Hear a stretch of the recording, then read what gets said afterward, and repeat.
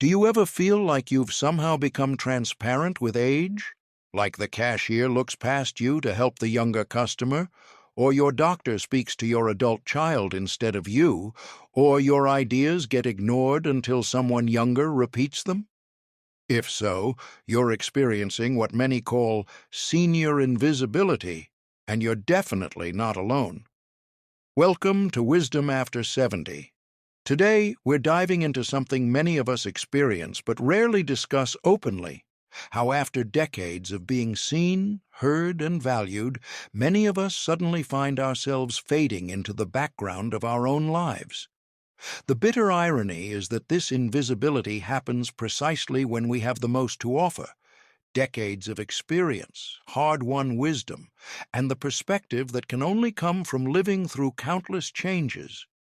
Yet somehow, the world seems less interested in what we have to give just when our gifts have reached their fullest expression. I first noticed it happening to me at age 72. After a lifetime of people making eye contact, listening when I spoke, and treating me like I mattered, something shifted. The young barista would serve customers who arrived after me. The doctor would direct all his questions to my daughter. Family vacation plans were made without anyone asking for my input. None of these moments was dramatic on its own, but together they formed a pattern that felt unmistakable. I was becoming invisible. Maybe you've felt this too, and if you have, I want you to know something important. This invisibility isn't natural or inevitable. It's not something wrong with you. It's the product of cultural attitudes that we can understand and, more importantly, challenge and change. For most of human history, older adults were respected and sought out for their wisdom. Indigenous cultures across every continent placed elders at the center of community life. Their memories preserved vital knowledge about everything from medicinal plants to conflict resolution. Their experiences guided communities through hardships they'd weathered before. Being older didn't mean fading away. It meant stepping more fully into roles of honor and authority. What changed? It wasn't one thing, but many. The invention of writing meant crucial information could be stored outside human minds. The Industrial Revolution separated generations that had lived and worked together. The rise of youth-focused advertising created new ideals that positioned young adulthood as life's golden period. And gradually, without most people even noticing, we shifted from a culture that honored age to one that often renders it invisible. This shift didn't just hurt feelings, it affected health and longevity. Research from Yale University shows that cultures with positive views of aging produce seniors who live an average of 7.5 years longer than those in cultures with negative stereotypes. The way we're seen, or not seen, literally affects how long we live. I remember meeting Richard, a retired high school principal who described his experience this way. For 40 years, when I walked down the hallway, people noticed me. Students straightened up. Teachers nodded respectfully. Parents reached out to shake my hand. Then, suddenly, after retirement, I could walk through a crowded store and feel like I was completely invisible. Same person, different reception. That disconnect was jarring. Richard's experience highlights something important about invisibility. It's not just about rudeness or oversight. It happens through specific psychological processes that affect how our brains perceive others. When younger people encounter an older adult, age often becomes the dominant category through which they see us, overriding profession, interests, personality, and individual characteristics. We become seniors first and unique individuals second. This categorization then gets reinforced through what psychologists call confirmation bias. People notice things that confirm their existing beliefs while filtering out contradictions. If someone assumes older adults are technologically inept or primarily focused on health problems, they'll pay attention to behaviors that confirm these ideas while missing evidence to the contrary. The most troubling part is how this invisibility can become a self-reinforcing cycle. When we experience being overlooked or dismissed, many of us respond by withdrawing from situations where such treatment might happen. This withdrawal then reduces our visibility further, creating a downward spiral. As one woman in our community told me, after a while you get tired of raising your hand and not being called on. It's less painful to just stay home.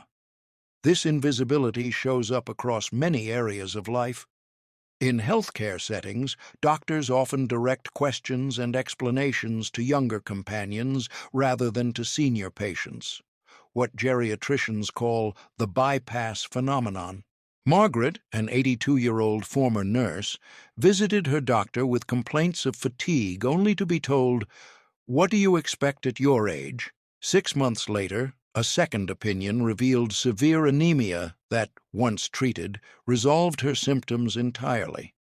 In stores, many seniors experience what researchers call retail neglect, being overlooked by sales staff or treated with less attentiveness than younger customers.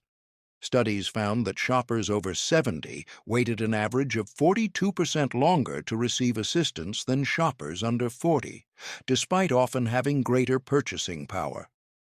In family settings, many older adults notice a gradual shift from being central participants to peripheral observers.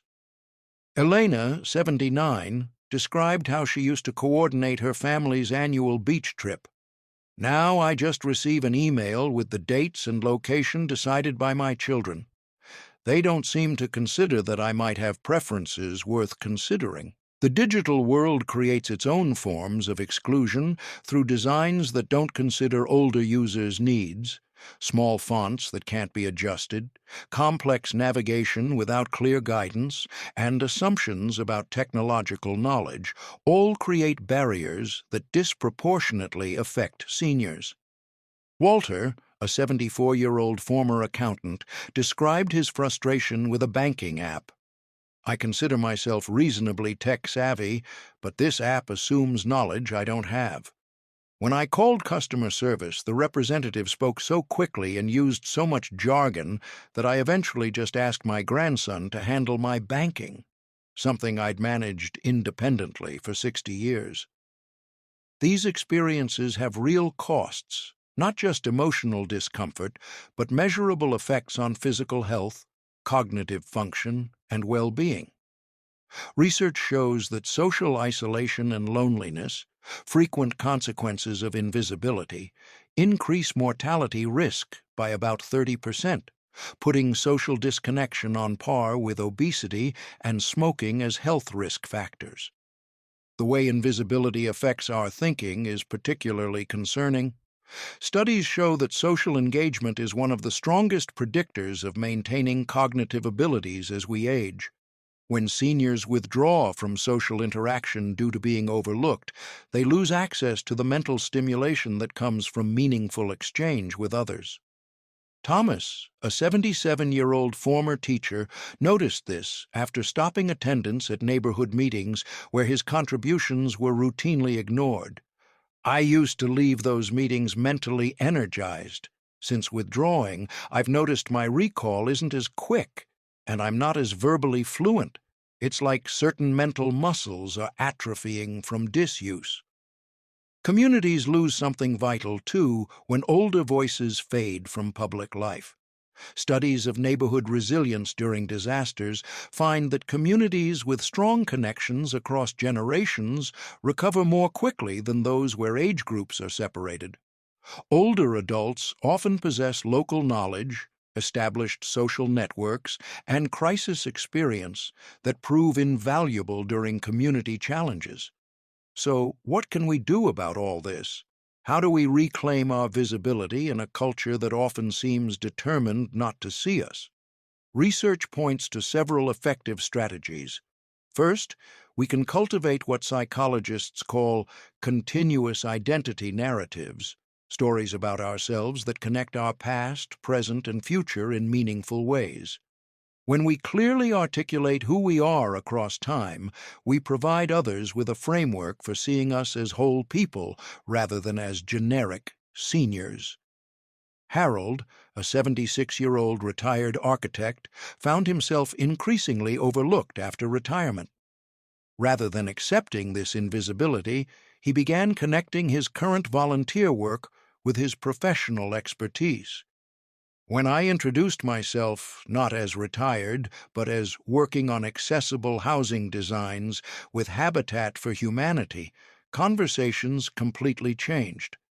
People could suddenly see the thread connecting my past and present, and they engaged with me as someone with continuing relevance.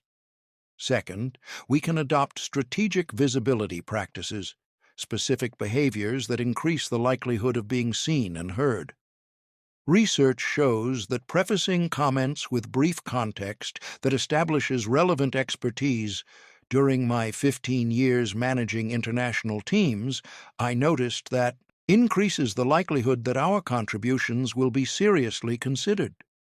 Body language matters too. Taking up appropriate physical space, maintaining upright posture, establishing direct eye contact, and positioning ourselves in the main action rather than at the margins all increase our social presence.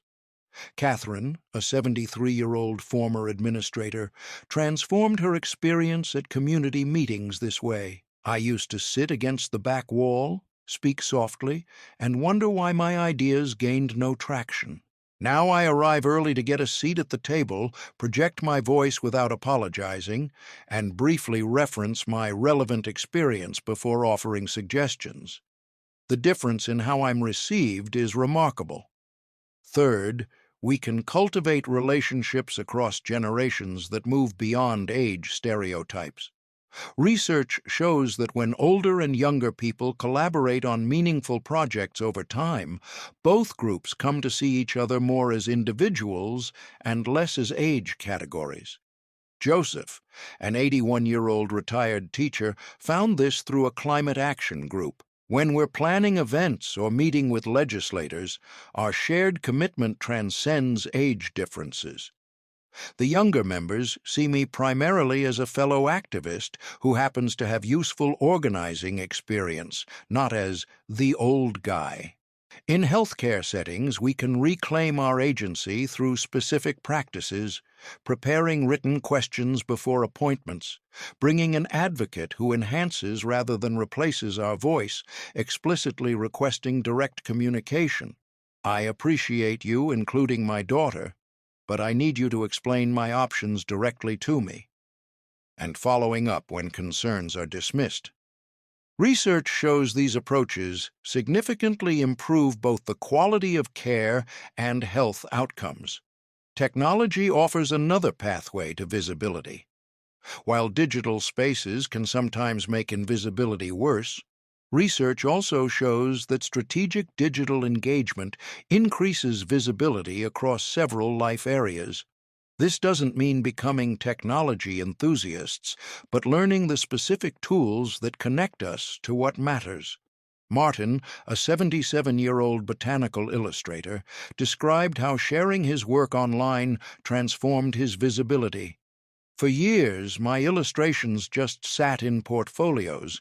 Now they're part of online botanical databases, and I regularly receive emails from researchers worldwide. People who appreciate my work don't care about my age. Perhaps most importantly, maintaining a clear sense of purpose dramatically reduces experiences of invisibility. When we commit ourselves to goals that contribute to something larger than ourselves, we naturally create contexts where our contributions are valued. Ruth, an 86-year-old former librarian, found purpose in collecting oral histories from longtime community residents. When I'm recording someone's memories of our town's history, no one treats me as irrelevant. I'm doing something that matters, and that changes how people see me. These strategies aren't about demanding attention, but about reclaiming our rightful place as full participants in community life. They're about refusing to accept the cultural script that tells us to fade quietly into the background. They're about remembering that invisibility isn't our natural state. It's a social construction that can be deconstructed and replaced. I'd love to hear your experiences with invisibility and visibility in the comments below. Have you noticed these patterns in your own life? What strategies have helped you maintain your social presence? Your story might help others recognize and address similar challenges in their lives. Before we wrap up, I want to share one final story that captures both the pain of invisibility and the possibility of reclaiming visibility. Martha, an 88-year-old former civil rights activist, described attending a community forum about racial justice where younger activists seemed uninterested in historical perspective. Rather than withdrawing, she waited for a natural opening and then shared a brief, powerful story about her participation in a 1963 demonstration. The room got completely quiet, she recalled. Suddenly, I wasn't just some old lady in the back. I was someone with lived experience directly relevant to their concerns. After the meeting, several young people approached me with questions, and two asked if I would be willing to speak at their college classes. That led to ongoing relationships where we exchange ideas across generations, but it only happened because I refused to accept invisibility as inevitable. Martha's experience reminds us that visibility isn't something we're given. It's something we claim through deliberate choices and actions. It reminds us that our stories, perspectives, and contributions remain valuable regardless of cultural messages suggesting otherwise. And it reminds us that by refusing invisibility, we not only enhance our own well-being, but help create a society that benefits from the full participation of people at every life stage. So, if you've felt that creeping sense of becoming transparent with age, know that you're not alone. There's nothing wrong with you, and most importantly, there are proven ways to reclaim your visibility. Your voice, your wisdom, and your presence matter, not despite your age, but because of it. The world needs what only those with your life experience can offer. Thank you for being part of the Wisdom After 70 community by watching and subscribing.